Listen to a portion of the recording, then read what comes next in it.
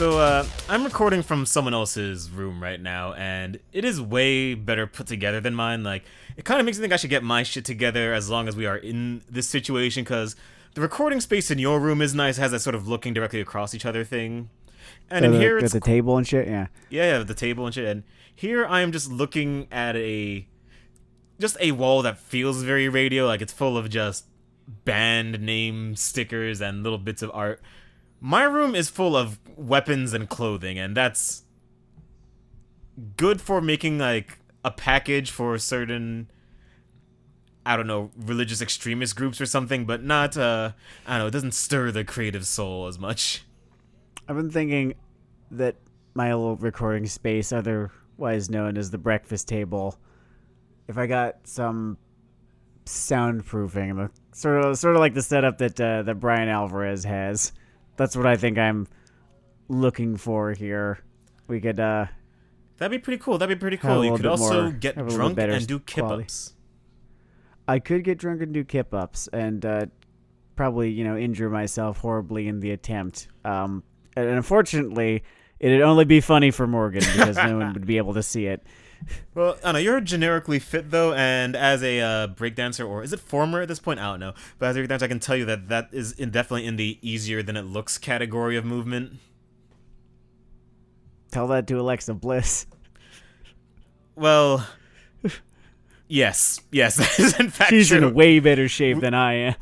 We can, in fact, dunk on her for that. And I can do it guiltlessly, because whatever personal trouble she has, she also has another digit on her month-to-month, week-to-week, and year-to-year paycheck. Maybe two. Though I guess no one's ever DM'd me Probably their penis. That's definitely not something in my life. Yeah, I could do without that, and have for the most part. So that's something that I am eternally grateful for. I remember the only time I got an unsolicited offer of nudes or anything from someone who I had not been about with. My eyes narrowed like someone was trying to sell me a free car on the fucking street. Which police organization are you with? See, that happens every time my paycheck is a little bit heavier than it should be. Instead of being happy about it, I'm thinking, oh, fuck, was some fucking tax thing got fucked up? I bet it did. And it's like, oh god, is this like a stealth promotion? Is there some new task you want me to do? Am I responsible for more fucking outcomes? I don't love being in that place. That sort of brain space that you get in where when fortunate things happen, you're suspicious of them. I like not to look gift horses in the mouth, certainly, but I have a natural sort of suspicion. Call it, I don't know, healthy skepticism. Yeah, and it's weird because there are so many situations in society where it's not healthy, but you can't help but think on some level. That's how your great-great-great-grandpa got from one cave to the other without getting skewered by a triceratops. Okay, saber-tooth tiger, I know we didn't run around at the same time as the dinosaurs. I'm not a young Earth creationist. Or fuck, maybe I was at some point. My family was Baptist. I don't remember what kind of wacky shit they told me coming up. I'm just wondering what kind of weird-ass fucking zoo my great-great-great-grandfather in somewhere, in the late 1800s was running around where they still had saber-toothed tigers. No. Our great-great-great-grandparents lived for 1,000 years. You know, like Methuselah or a second Bible person. That's how it works. I think pretty much everyone in Genesis, if I've got it right. I think if you do the math, the average age for the Bible character during the whole begat thing, somewhere upwards of 150 to 100 years or so. Didn't you go through the academic Bible kind of phase? Yeah, it was fucking awesome. It's the Bible itself as a book, as a story, endlessly fascinating. Especially when it is read as sort of a historical text, and not a historical text as in the things recorded in this book are part of history or are recordings of history, but rather the things recorded in this book are oral history that was recorded, however many generations after the fact as it had been passed around, right? And sort of gives one an insight on the people of the day. like Exodus, right? Seems to be a 5th, 6th, 7th, 8th, 9th, 10th hand recording of the Bronze Age collapse. Maybe I might have the dates right on that. I might not. But the Bronze Age collapse is very interesting. I have some vaguely semi-accurate information on it from Extra History, one of those little topics I covered before the whole sexual harassment hobby came out. I read a book about it. I cannot remember what the hell it was called, but unfortunately, there's this thing in history and in just a whole lot of stuff where you like to imagine a smoking gun, right? Like the Bronze Age civilizations collapsed because of this reason, and unfortunately, what we do know about the time is that it was like 12 reasons, and that was 10 too many. Yeah, history does like to pull those little pranks on you. It's fascinating, right? It's like fascinating and spooky, just the idea of these 4 major civilizations just like that. And so you want there to be one weird fucking cause that no one ever thought of, but unfortunately, there was famine, there was a couple volcanoes, there was some migration of peoples, disease, etc., etc. It all added up. I'm glad you got some academic insight out of the whole Bible experience. During my original break with religion, and I guess only break because it stuck. It's been ongoing. I was struck by one of the weirdest reasons to become euphoric possible, and I guess not inaccurate, but it almost feels petty compared to everything else. Mm-hmm. But I just hit that whole streak with Samson and Delilah and the killing the 1,000 people with the jawbone, right? Wait a minute. Why is this do that supposed record of reality paced out like an action movie? I mean, what is Mr. Schwarzenegger doing here in the BC? I'm trying to think where exactly I would have exited the text had I, ever. Here's the thing: I came to the Bible late. I never read it until college, right? I was not exposed to it. I was not, raised in a church-going household. So I'm trying to think. Wow, so you came to it like the reality expanded universe. More or less, yeah. I'm trying to think to the exact point in the text where one, who is familiar with tropes and such might go, wait a fucking second. I think someone wrote this. It'd be interesting to try to play that trick with other media. How long could you pass this to a human being of middling or greater intelligence as a direct record of what happened? In one of today's shows, which has a bit of a historical entrenchment, I think I could get about, I want to say 7 minutes in as a teenager before I said, okay, you're fucking with me. This is one of those episodes where we liked both shows. Yeah, it's perhaps really more nice than the other. When that happens, I don't know if it means that. I think there might be some kind of conservation between the theoretical strength and overall GDP of the economy and the strength of an anime season. Because during the whole bull market, it's bull when you're charging upwards, right? Whatever. During the whole bull market, bull is upwards, yeah, because bulls strike upwards, when they're trying to gore someone, and bears strike downwards when they're the thing. So that's how you remember it. Oh, it's nice that our economic memory devices are tied to being attacked by a vicious animal. Oh yes, it's about violence. Yeah, it's all tied to violence. It doesn't feel like a mistake, does it? No, it just feels like a Easter egg. I call it an Easter egg. Right, so this one, I think I would make it about 7 minutes in before I said, oh, okay, you're fucking with me. This isn't how it went down. Because this one takes place in a very tense moment in Japan's history. Well, at least in the first episode, it sort of shifts over to America. It's called Appare Ranman, and it has Appare a scene. Ranman, it's probably going to be the show of the season. It is currently my show of the season out of the stuff I've seen, and it looks like a strong season overall, in my humble opinion, as a fucking acerbic radio From what I've host. seen, yeah. And considering my general dickish slant on these things, it probably means it's a very strong season. So, enjoy the crop. But yes, strong season while the economy just eats rancid shit. And it's like, well, here's the thing. It's a great season to be inside, because literally we got 2 seconds into this thing. Two seconds, maybe like a little bit longer. Let's not exaggerate. We got maybe about 30 seconds into this show and realize, oh, this is special right here. Should we lay on that broad context? I guess we could. Yeah. It's not too amazingly complicated. The whole thing is about a pretty talented, if somewhat odd, Japanese machinist and his friend, who I believe is actually just his retainer, although I could look it up. A samurai, right? Who find their way accidentally to Los Angeles without a penny to their name, wanting to return to Japan. This all takes place, I think, in the Taisho era. It seems like it's taking place somewhere in the Taisho era between 1912 and 1926, either before or after World War I, it would appear.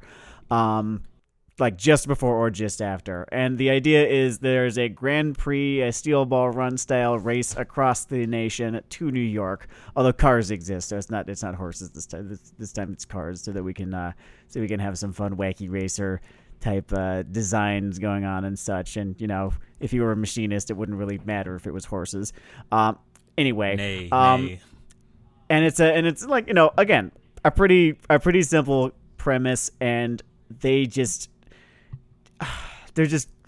pardon the car pun, but they're firing on all fucking cylinders in terms of the show's look, and God, it has such a look. I'll get to that in a second. Dude, lay off the puns. We're talking about a decent show. So what I want to say about the show is that it's running laps around the competitors, like... I just hope it doesn't run out of gas after the first 3 episodes. Oh yeah, I sure hope that it doesn't betray me like a darling in the Franex mobile. It's foreshadowing right there. You'll all understand later in the episode. So this thing, it's got 3 episodes out as of press time, i.e. when we watched it, what was that, Wednesday? Yesterday. Wow. My sense of time has collapsed into itself for reasons I can't imagine, and neither can anyone. Or just I don't understand. I don't think that's happened to anyone else. You're alone in that entirely. So yeah, don't you feel alone? So I'm a fucking freak cranking in the corner of talking about anime. And so yeah, this kid's a young machinist. I guess it should be emphasized that he's sort of in that he's 2 steps short of a Dexter's Laboratory kind of character. Like he's got a whole explicit Jules Verne influence. In fact, he literally reads a Jules Verne book. In the first reading episode. From Earth to the Moon. It was funny. While we were watching the episode, I was sort of just looking at his little workshop that he's set up in his the sort of just palace estate, castle estate that they seem to be living in Japan. I'm thinking this is kind of like a Jules Verne thing going on here. And then literally he pulls out the book by the author himself. I'm like, Natch. It's we will not be riding the trains of subtlety on this one. Not particularly, no. Yeah, it's sort of a pure adventure story in that sense. It basically starts with clear, broad archetypes and then fills them in a little with a little twist. Absolutely, and the character writing on this, it cannot be understated how strong it is. They're very voicey. Yeah, I love how in this show you can get 5 minutes of screen time from a character, and already you know who they are, where they're coming from, little things about them, what they're insecure about. Especially his retainer, a man named, let me look, Kosame, right? Kosame is an excellent straight man. Just what a fantastical, straight man or foil to Appare. So Appare is written as... Appare seems to be himself written to be on the autism spectrum. Pretty actually explicitly, in fact. In terms of his notch on that spectrum, if you remember, I don't know, maybe an Inaho, or if you're a U.S. comedy fan, remember Abed from Community? That sort of wavelength on these social skills to other kind of... Yeah, no, and he's written pretty faithfully, right, to sort of... to how it kind of plays out, I guess. What I sort of appreciated with him is that his he sort of has warped sense of consequence where, he will absolutely grasp and sort of understand the magnitude of physical consequences to things, right? Like, oh man, you just pulled the emergency booster. Now we're out of gas and are going to, just sit here on the dead water until we desiccate. No, there's a word for this. Dehydrate. Until we dehydrate to death, right? So he can understand that, but he doesn't. The old ancient he has a hard time line. wrapping his head around the social consequences of him just kind of. Yeah, he doesn't see like the gravity of how certain things will hit other people. Like when he drops the line that, "Oh, your fiance back in Japan probably thinks you're dead," and is remarrying. Stuff like that. Yeah, thank you. And then was having a hard time come up with a specific. Yeah, and his comrade Spyrozawa, and I like his thing where occasionally when he's talking to an ally and has these moments, he'll go like, "Oh, you're a complex person." He's written.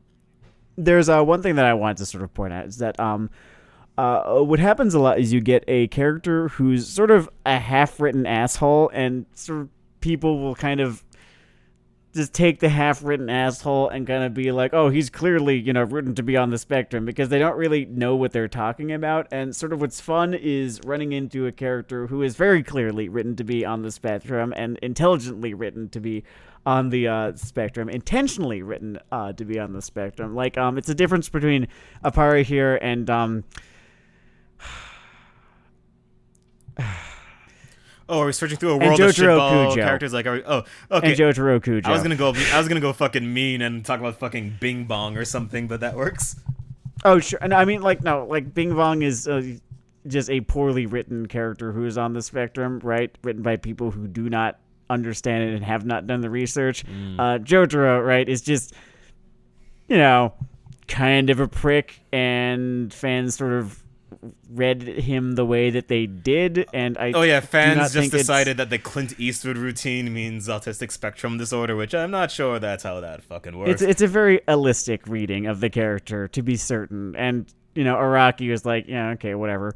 Okay, I thought it was sort of a pissed off cowboy, but you kids do what you're gonna do. Though I guess that sort of speaks to the almost desire for representation on that front. Like, I'm always reminded of everyone's crack theory that fucking Gatsby was black in that book, which, I don't know, I feel like he might not have played that card so close to vest that you have to invent it from whole cloth. That's what we call a pretty basic physical detail. I mean, there was a book I remember that pulled a bait and switch and not revealing its core character was black until the end. I read it. It was called The Pickup, and this was this old it was sort of like a noir book. Yeah. So yeah, it was a Charles Wilford job, right? And the whole thing is this whole depressing narrative about this guy who ends up in this completely fucked up relationship, commits a crime, goes to jail, is going to be executed. And in the very last line, you find out that in the background of his entire shitball life and fixation on this one blonde lady, etc., that he was a black guy the entire time. I was like, that was clever. Behold our shared humanity. Because everything I fucking say sounds arch, by the way, this was a good book. It wasn't, like, shittily done. And I guess my way around the circuit point here is that this also feels well realized. Of course, in a way brighter and sunnier context. Yeah. Although, as bright and sunny as this show is, I do very much appreciate its kind of warts and all depiction of just we'll call them outdated attitudes of the day, both in America and in Japan, although a little bit more in America. Not that American exceptionalism at the time wasn't a horrible fucking monster that, continues to persist to this day, but it was like way the fuck more explicit then. I mean, it's partially the balance of time. I also think that I feel like because this is a Japanese production and they can sort of nod like quickly at the things that are going crazy over there and expect the audience to just grok it quickly. Whereas maybe with some of the Americana stuff, like, okay, we need to sort of lay this scene out. Yeah, all right. The other thing is the fact that they spent only, an episode or so in Japan, and this entire series is going to be taking place in America. However, it is really interesting to think about this series sort of from thinking about the time in which it is set. As, it's the Showa period, right? Not the Showa. It's the Taisho period. think the Showa period was right after the Taisho period. You want to give the people at home a 19 blank number? So the Taisho period was, as I said, 1912 to 1926, and this appears to be taking place somewhere around there. So the Taisho period was the second period of Imperial Japan. I can't remember. I think it was the Meiji period was the first period. The Taisho was, I believe, the shortest one, and then there was the Showa period, which lasted until the end of World War II. And, you know, what you have happening in Japan at this point is just the all definitive kinds of fun end. times. Yeah, it's like the definitive end of the samurai period. Although I actually feel like the definitive end of the samurai period happened before the turn of the century. There might be some anachronisms happening in this show now that I'm thinking about it. It seems like, pretty sure, with the sort of frenetic energy it has, I could imagine them playing fast and loose with some stuff. Yeah. although what I like is that sort of uncertainty that Kasame is sort of racked with, right? As he is, you know, a samurai, and it's 1912. Yeah, he's starting to no notice longer, that you can't shit kick your way through the world outside of Japan. It's just not a marketable skill. It wasn't even a marketable skill in Japan that I could tell. He had a little school, I guess. Yeah, he had like a dojo, and it was his nice adorable and everything like that. But you know, he seems to be a man very unsure about his future, which I can empathize. And, you know, plays well on a nice surface level too, being thrust on this zany adventure. New adventure. It's fun and entertaining just how well broadcasted his various insecurities and traits are. He never has to say anything. It's just in how he acts, which I always do appreciate. Yeah, it's got that sort of early Disney movie thing on how what characters are is very clearly telegraphed and informs other things in a grokable way, I guess. You know, Pixar's old shadow technique. Speaking of sort of the character archetypes, I guess we talk about the designs for a second.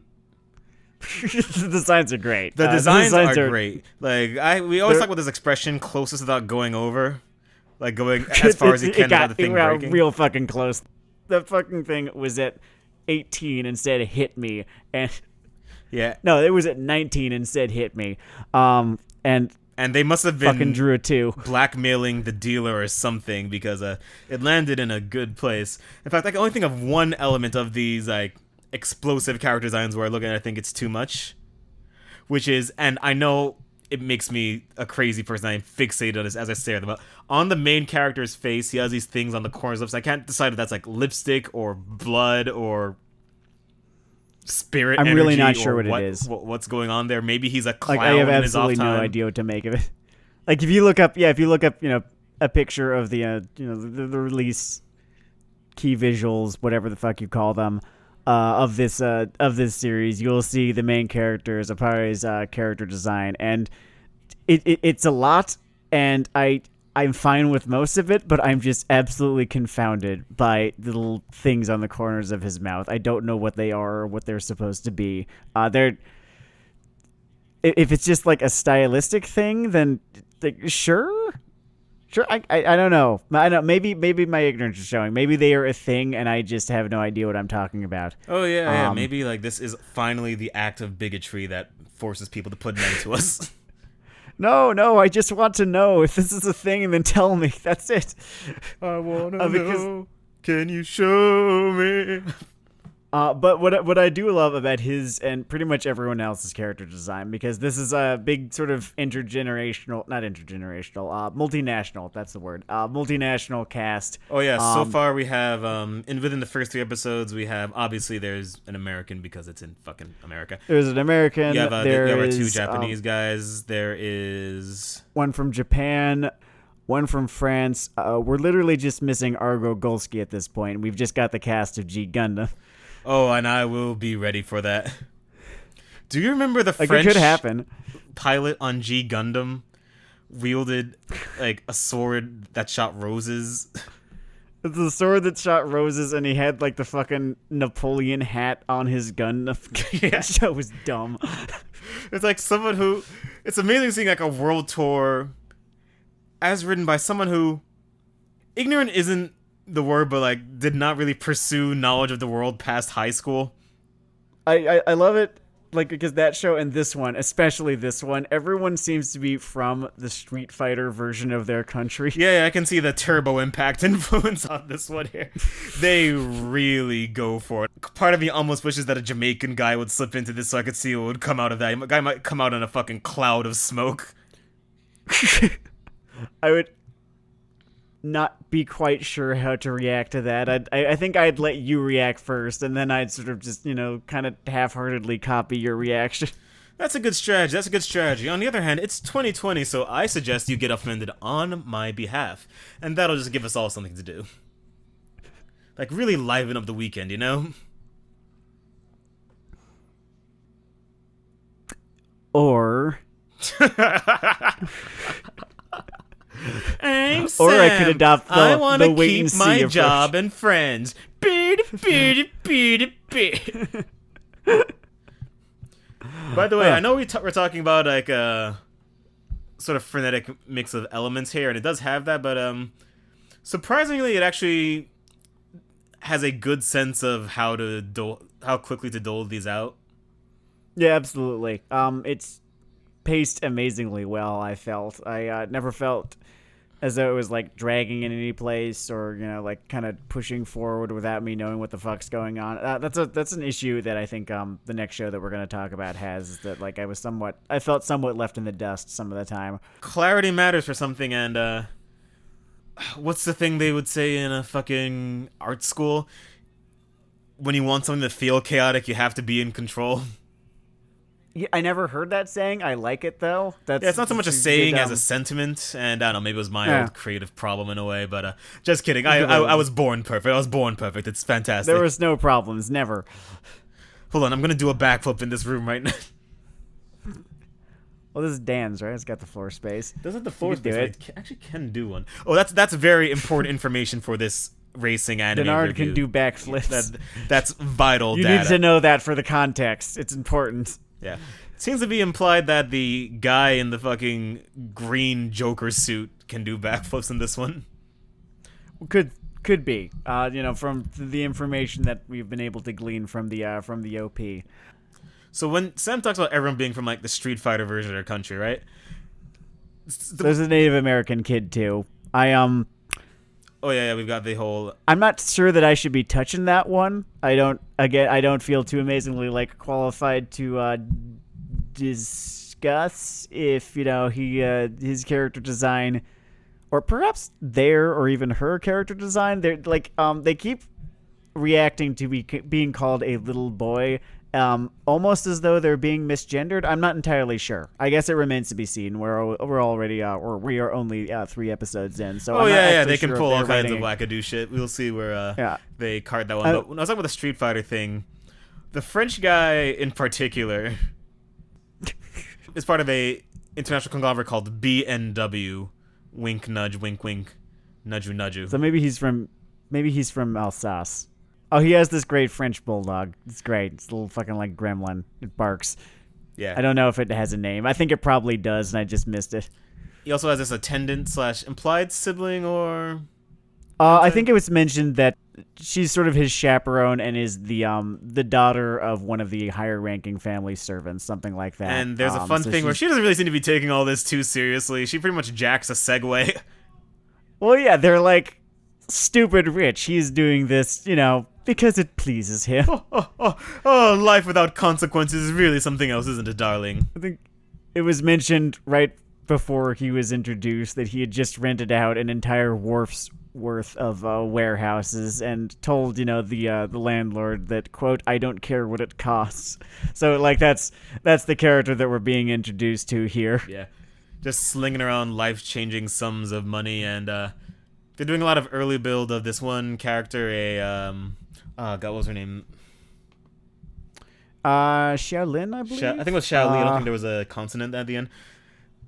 Xiaolin. Yeah, but she's from like this Chinese immigrant family, and she has that character design that crops up every time there's a Chinese girl in an anime. It's just like they don't need to tell you. They just It is the anime Chinese she has, person character design. Like, they throw everything on but the fucking Chun-Li loops. It's the collar on her shirt, the frills that accompany, like, the frills on said shirt that, you know, sort of are around the various, you know, like, arm holes or whatever the fuck they're called. The way in which her hair is sort of drawn to be somewhat bubble-like, I guess you could say. Those... you could, again, like, you can always tell what they're going for in anime. And her whole arc is another bit of those Disney princesses. Everyone here sort of wants to see the world, except for the fucking samurai who's stuck with these people. Who just doesn't want to be here. He just wants to fucking go home.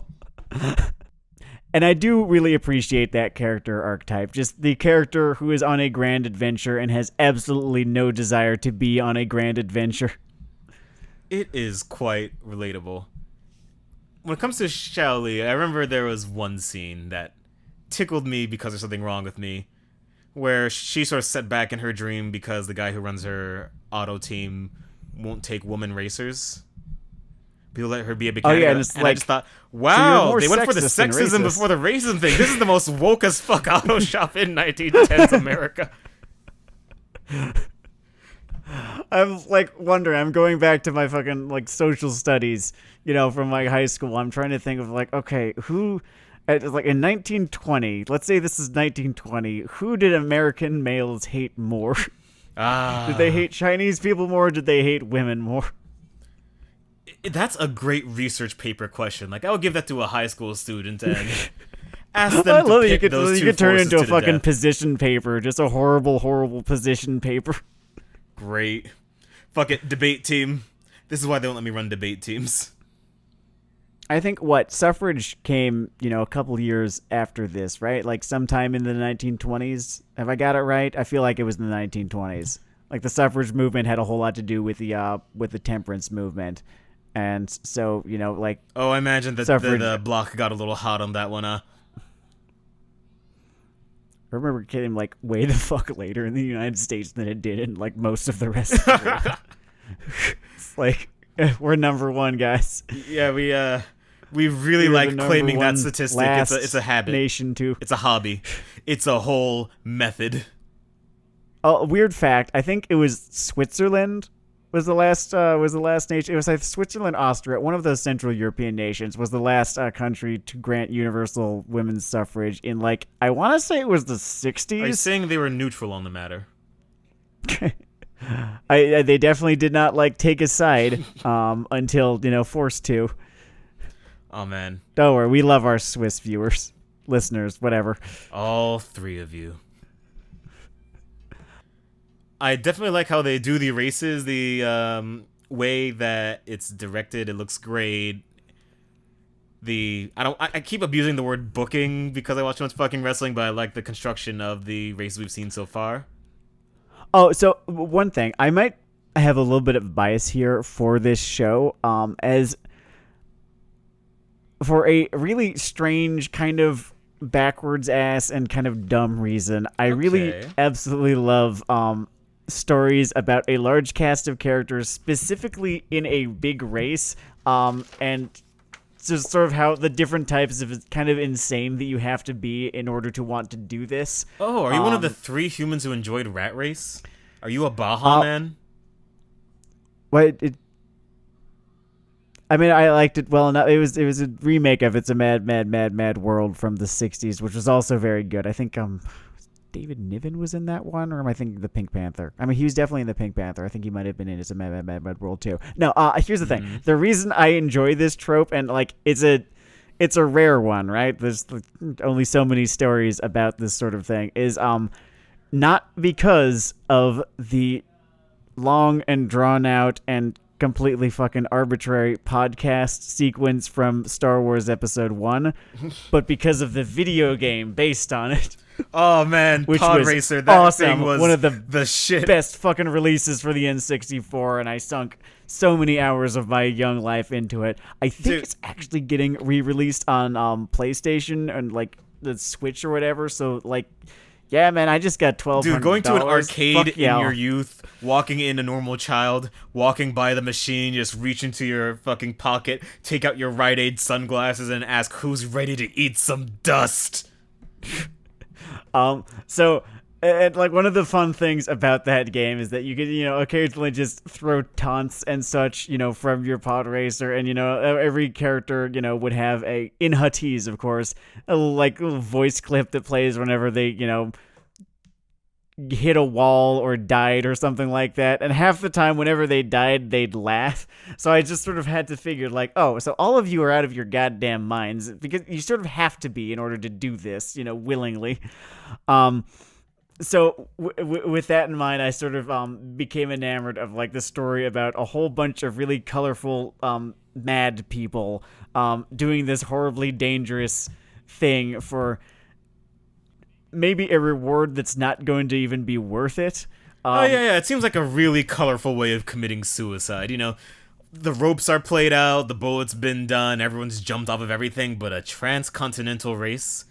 And I managed to go this far without mentioning Steel Ball Run, so there it is, Steel Ball Run. No, you haven't. We said it at the start of the fucking review. Oh, fuck, I did? Okay. Alright, so never mind. I was all smug right there, and I hadn't earned Great it. manga run, though. I recommend it. Did you know that we like JoJo here? Oh, I want it first. I want I'm not saying that they shouldn't make Part 6, but I want Steel Ball Run first. Part 6 does have some of the most wackadoo stand shit he comes up with. You'll have a good time. I'm excited for it. Except for man, I will defend almost everything Araki's ever done, but the first few chapters and therefore first episode or two of Stone Ocean, fair warning to the weebs of the world, are going to be fuck stupid. There's going to be a lot of decisions made with womanly energy, so to speak. I sort of really like the idea that his editor just came to his house and slapped the shit out of him after the first 2 chapters. What are you What the fuck were you thinking?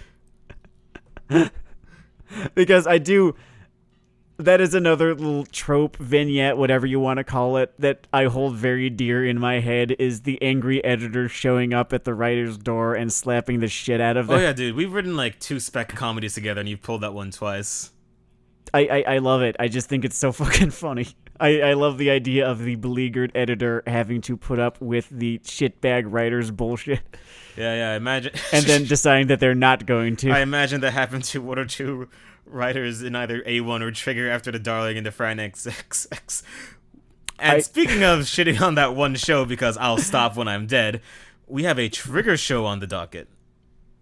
Yes, the latest Trigger show, BNA, Brand New Animal. Yeah, it's I'm trying to figure out what the or point is not a furry show. There's before we get into Schrodinger's furriness, it just hit me. I was about to go through the whole thing. I don't see why you did the whole how Yahtzee Crossfire has that joke will make a vomit sound during a semicolon in a title. And then I got the very basic pun of just BNA, DNA, and all this. Yeah, it's cute. Yeah, it's a fun little pun. I'm not always a smart guy, and Trigger draws very broadly, so not getting that almost makes me feel like a sad creature, but broad concept, world of X-Men discrimination, but people turn into animals. Yeah. Near as I can tell, because it wasn't amazingly clear at first. I had to look it up. Is that in this version of Earth, right?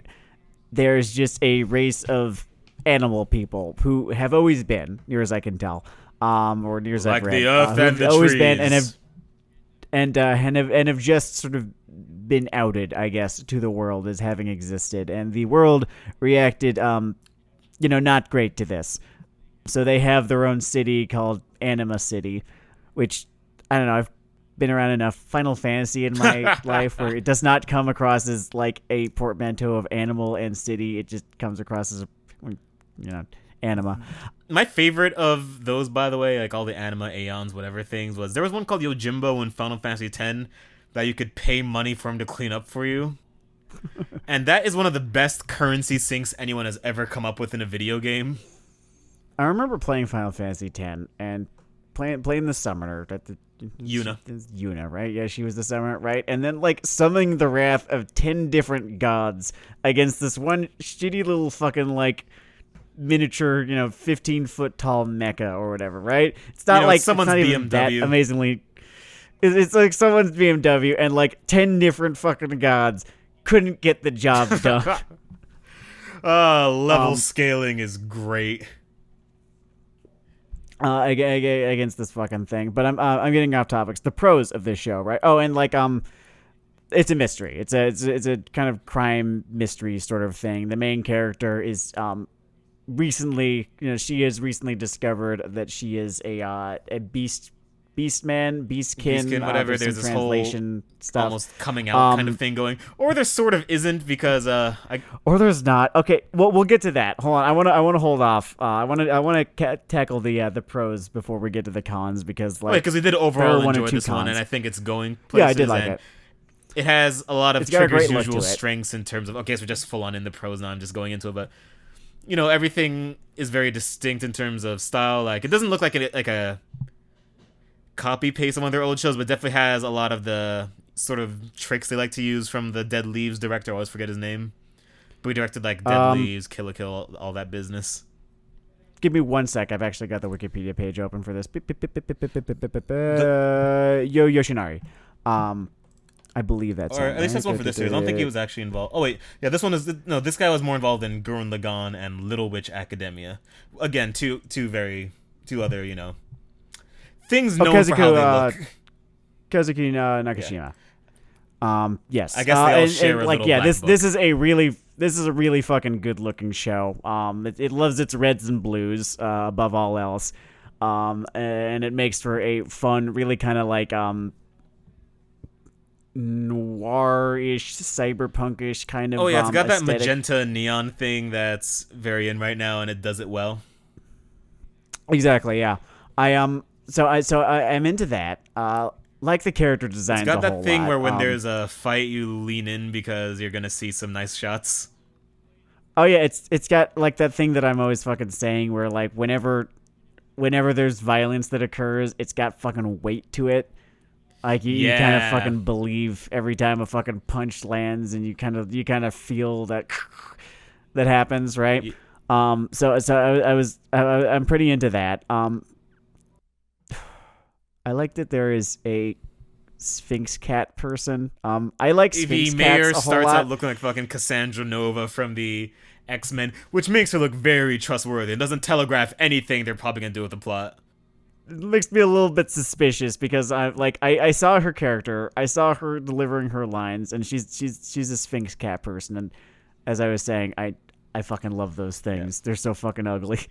They're so freaky. Sphinx cats are one of God's better and they have to practical take jokes. Baths. No, it was I like those. No gods here, only men. We did this. I find armadillos very amusing looking. I hope one of those comes up. That's a good element of this show. All of the main characters' powers are basically sight gags as well. Yeah, it's fun. They again, like all of the little gags in it are reliably good. The way that we've come to expect from Trigger's output at this point. There's a fun little bit, and it's a blink and you'll miss it moment where on a big TV screen, like a big LED screen somewhere out in like a town square or something like that, they're watching Inferno Cop. Oh yeah, I really enjoyed that. That was fun. That was a nice little cameo. I'm kind of liking this sort of it seems to be sort of like a Chinatown-esque noir mystery that is happening that they're sort of giving us with this one. That's gonna be the sort of plot that strings us through this, which I'm always fucking in for a mystery. It's like it is a favorite genre of mine, and I don't actually see too many of them. I think it's why I liked. Oh yeah. It's what drew me into Attack on Titan. Write backwards. It takes longer. It ruins their mood. They say we could have made 2 Sandlers with this time. We just made $100 million of Trolls World Tour. Before we get to the things we don't like, something I'm just neutral about or just like to make fun of sometimes. Mm-hmm. Stop trying to oppress people with superpowers. It doesn't fucking work. It never works. You just get fucking Magneto dropping fucking Asteroid M on you. It goes one way. And that actually leads us into It's like, do you know why the bullies of the world pick on disabled people? Because at least the reprisal is easier for them to deal with. Like, if someone can fucking bounce around on their spring tail and claw through steel, let it alone. Let it alone. Maybe pay them $1 for $1. Now, you may have noticed that we went from, like, the X-Men kind of thing to a gender thing, to a third thing, and so does the show, because I do not know what is going on with the central metaphor here. Oh, God. So, yeah, here the main con of the show, is that it's exhaustingly allegorical. Every fucking thing that seems to be happening is crying out to be interpreted in 5 different ways. And you've got people acting in a way that is coded to be, some action that some, member of some, minority group acts or is acted upon by, some bigot or another. And I can't fucking keep it straight. I don't know what any of this is supposed to be a metaphor for. I think they're supposed to be LGBT. Like I'm guessing I'm guessing that the beastkin are supposed to be a metaphor for the LGBTQ population. That is the they start in and the one they draw through most commonly, but every now and then they will just dime stop multi-track drift into fucking racial territory. Or I guess you could say that there's just it's like some broader attempt to just sort of have them represent, any given oppressed group, but you have to be fucking careful with that, because there's a whole lot of fucking moving targets involved with oppressed groups and with allegory in general. And if you use all of the shorthand that the show is using, the first and most obvious and fastest consequence you run into is that it gets like amazingly difficult to follow. Yeah. I actually think I had to I just sort of go back and I think I watched one of the episodes again. I watched one of the episodes again because I was so trying to follow like what they were trying to say that I missed like half of what happened in that. Never thought you'd need a Cliff Notes for a trigger show, huh? Right? So maybe I'm just a fucking moron. You could be morons. It's not outside of the realm possibility. I could just be a moron, but I feel like this sort of deep metaphor and allegory that this show is, sort of just absolutely like they layered it on like so fucking thick that it spills out the back of the sandwich while you're eating it. It makes it sometimes kind of exhausting to watch. I think what happens, or at least this is my private fucking writing theory, I think when it comes to allegories, there's a spectrum of risk, right? Mm-hmm. And basically, when you run the risk of either just sitting on the nose until it breaks on a topic, or hitting the nonsense thing. And this one tilts a little towards nonsense. Not totally. Still a fun show. Still has, like... Yeah, I definitely say that it has more good things than bad. And like, I think I'm on this show's side. Like, I'm pretty sure I'm on the show's side. Like, it seems to... Like, the core conceit seems to be bigotry is bad. And I'm like, all right, I'm with you there. It's like, we can come together. You're also there. Trying to tell me 15 different other things, and I'm actually having a hard time keeping track of those little conceits there. Not conceits. Thank you, BNA. I also am against both pogroms and human trafficking. Taking the big stand. I think,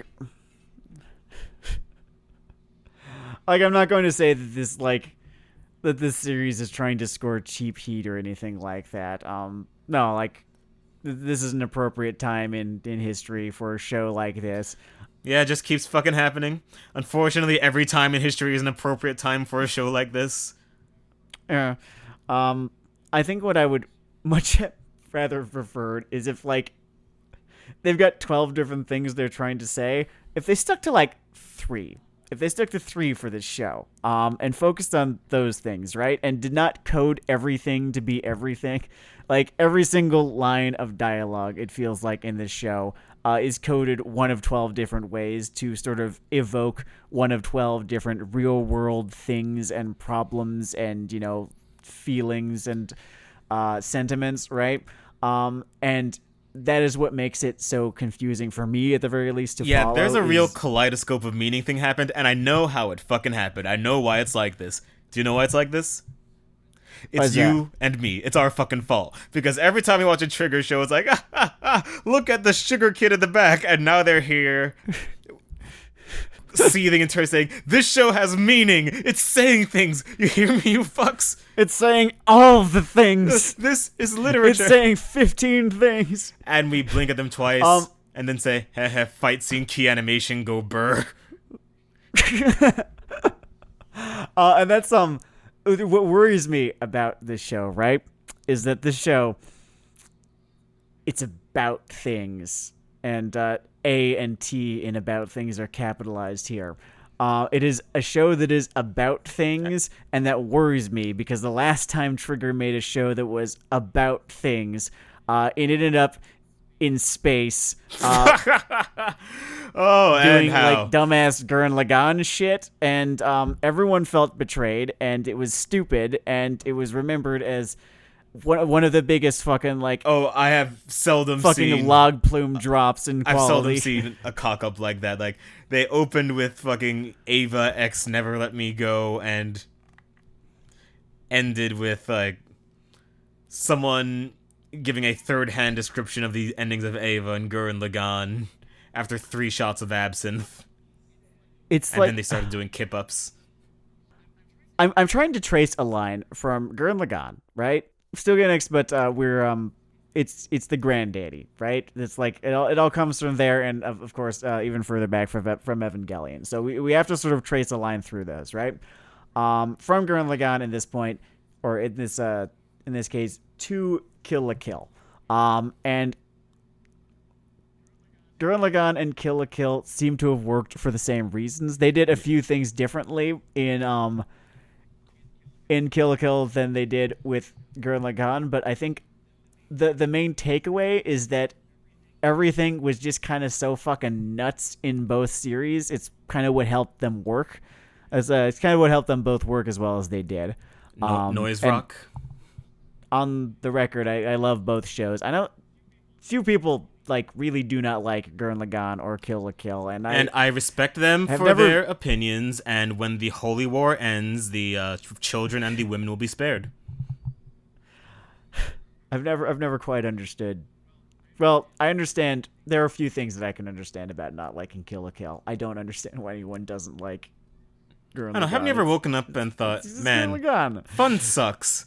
I hate fun. I hate fun and practitioners of fun. All of those people can get fucked.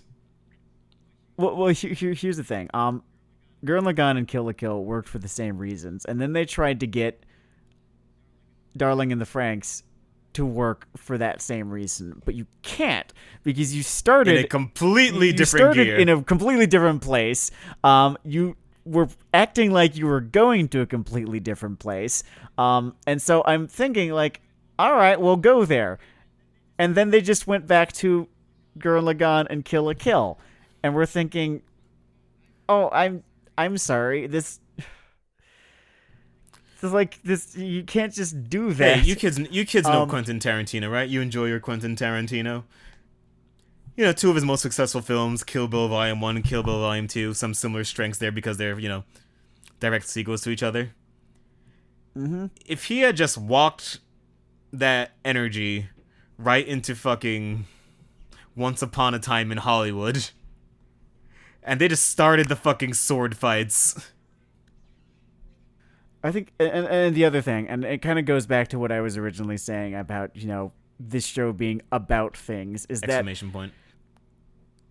Yes. Gurren Lagann and Kill la Kill, I really, they used a whole bunch of symbolism and such. I think they tie some odd Hindu mythology into it, like the Elite Four are based on gods of this one pantheon. I want to say it was either the Hindu or Buddhist pantheon, and that's cool and stuff like that, but there's not a whole lot beneath the surface of that show, which is fine. We were talking about it last time. Yeah, that's it's not fine. always not everything's a philosophical text. Because sometimes the Flash can be the substance, and it certainly fucking was. That was in some great terms of Flash. Gurren Lagann, which the moral of that show was believe in the me that believes in you. No. In fact, believe in the you that believes in you. And it's like okay, it's fine. Sure. It's okay. Great. Cool. It's don't it's give fun. up. Fine. I'm there. Super robot. It's but beyond that, it's a very simple show, and it did a whole lot with like what it gave itself, right? And then yeah, like we were saying, Darling in the Franxx tries to kind of give itself something more, and then discovers 17 episodes in that it has no idea what to do with it. Oh man, I have not seen a kid cry and pee like that since kindergarten, or that one frat party I went to, or this one guy at work. I'm deeply concerned. I'm deeply concerned that Brand New Animal finds that it has no idea what to do with the really super fucking heavy and loaded topics that it has decided to tackle here. And I'm hoping that they're equipped for it this time. I'm hoping that they learn from, shitting the bed as bad as they did. Turf. Oh, God. Pay money for that. I kind of want to see it. But yeah, as it stands, though, BNA is in just one character screaming to another, animal is not a feeling. Oh, God. Werewolf exclusionary beast man activist. This strikes me as one of those really well-meaning shows, and they're trying, like, all sorts of points for trying. Very hard, really doing all its jumping jacks. And then fucking somewhere through its runtime, it'll happen. I'm expecting it to. It'll trip the fuck over, an accidentally really fucking problematic opinion, and that will fucking be it. And the series will be known for that fucking faceplant that it thus does, forever after. And I don't want it to happen. I do like this show. I do want to see it succeed, but having it be this deeply about things and knowing Trigger's track record for about things, God, man, I don't know. It's like, hopefully there are some survivors. It's like watching a drunk clown on the tightrope with his little unicycle, just swaying, to and fro, and you're it's like, oh man, is he actually? Maybe he's gonna. Seeing that fucking clown act, or at least videos of that, in my youth, really taught me a lot about people and what's wrong with them. But the fate of BNA is a problem for the future. It's in a decent place for now. And like global warming, we can just pretend that wall isn't coming until we run smack dab into it. At which point I will presumably return to the conniptions of rage that I just have thrown at Darling in the Fran XX. It could happen. Man, I remember I was so fucking salty about that thing. I made that one sticker promoting this podcast that said Trigger has a minor league batting average.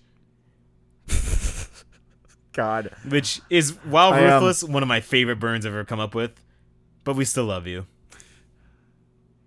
Maybe. For now. We are capricious lot, fandoms. We truly are. We truly are. Poor Star Wars. You'll notice that I didn't talk about the furry thing. Super not gonna. This has been Weeaboo Hell. It's Weeaboo Hell. It's Weeaboo Hell.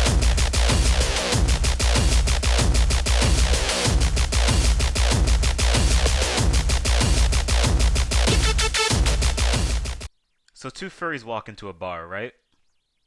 Actually, nah. Still not doing it. Have a good one.